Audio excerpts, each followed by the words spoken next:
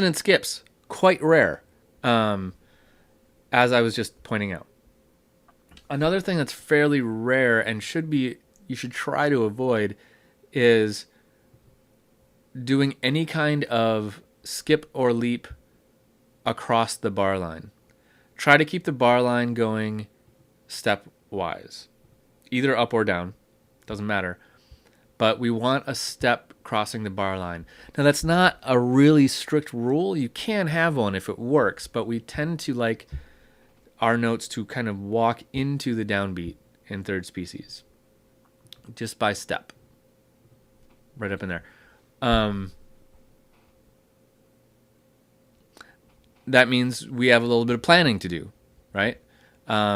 This note, if we go E, F, G, if I go up one more and step right in there, I can walk right into an A here. Let's do it. And that's going to be an octave with that note. And that works as long as I didn't create a parallel octave here, which I didn't. That's a third. That's an octave. That's okay.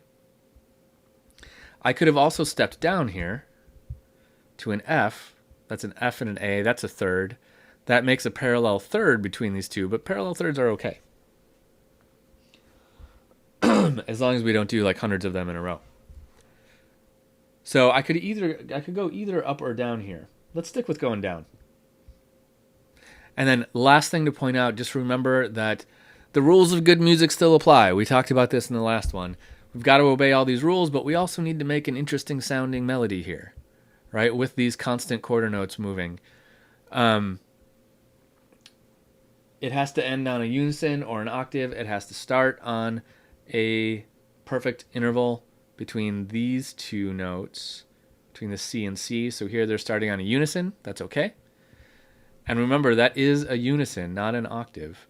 So if from here we went up, we would have a voice crossing there because this note is actually higher than that note. So that would not be allowed. So watch out for that.